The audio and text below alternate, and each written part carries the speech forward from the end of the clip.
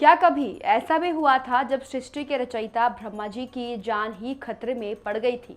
क्या कभी ऐसा भी हुआ था जब अजर अमर ब्रह्मा जी को भी दो महादैत्यों ने जान से मारने की कोशिश की थी और ब्रह्मा जी को अपनी जान बचाकर भागना पड़ा था? दोस्तों, आपने भगवान शिव की ये कहानी तो जरूर सुनी होगी, जब हमारे भोलेनाथ ने भस्मासुर को ऐसा वरदान दे दिया था कि वो जिस किसी के सर पर भी हाथ रखेगा तो भस्म हो जाएगा।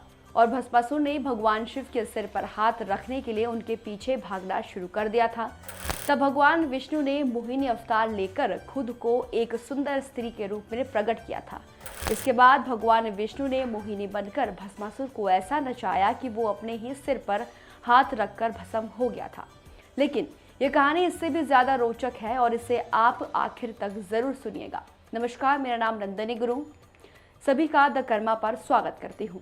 तो दोस्तों, मैं आपसे ये पूछ रही थी कि क्या कभी ऐसा हुआ था कि सृष्टि के रचयिता ब्रह्मा जी को भी अपनी जान बचाने के लिए किसी की प्रार्थना करनी पड़ी थी? तो इसका जवाब आपको श्री दुर्गा सप्तशती के पहले अध्याय में मिलेगा। आप तो जानते ही हैं कि श्री दुर्गा सप्तशती में माता रानी दुर्गा की महिमा गाई गई है।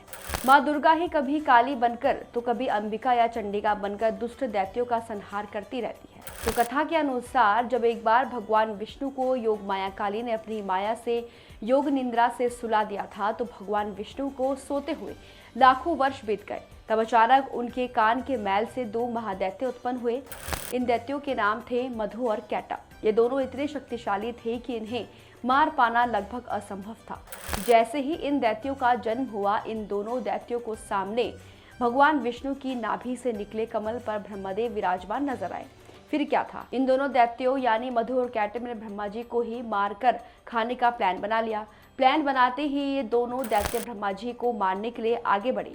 ब्रह्मा जी ने जैसे ही देखा कि ये दोनों दैत्य उन्हें मारने के लिए आ रहे हैं, ब्रह्मा जी घबरा गए और तब उन्हें समझ में नहीं आया कि वो किस देवी या देवता को अपनी सहायता के लिए पुकारें, क्योंकि भगवान विष्णु तो सो रहे थे और भगवान शिव भी दूर कैलाश पर समाधि में स्थित थे।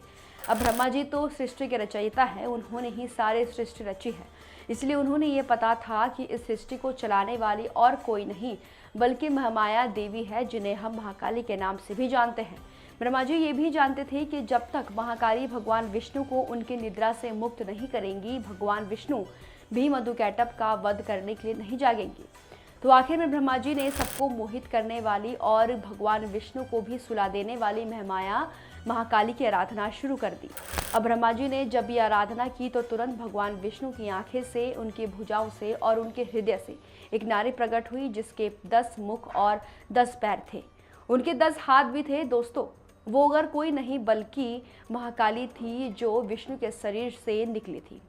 आप तो शायद आज तक यही जानते होंगे कि महाकाली भगवान शिव के ऊपर विराजती है और महाकाली दुर्गा के तीसरे नेत्रों से निकली रक्त बीज का वध करने के लिए प्रकट हुई थी।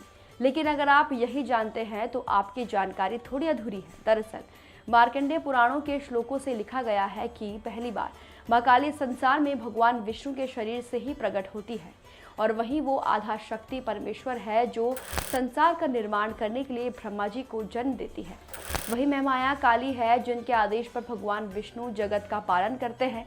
वही महाकाली है जो भगवान विष्णु को सृष्टि का संहार करने के लिए प्रेरित करती है।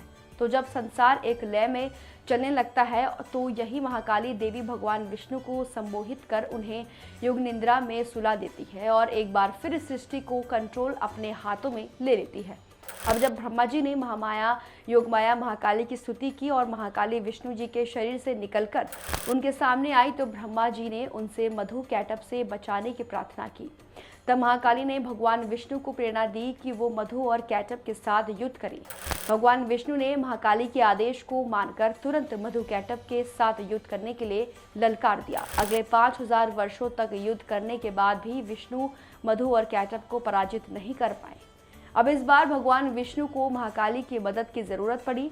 तब एक बार फिर महाकाली ने अपनी महामाया को फैलाया और इस बार उन्होंने मधु और कैटअप पर अपनी माया का जादू चलाया कि इस जादू से मधु और कैटअप दोनों के दिमाग खराब हो गए और वो अपने अहंकार में आकर भगवान विष्णु से ही ये कहने लगे कि हम दोनों तुमसे युद्ध करके बहुत प्रसन्न हैं।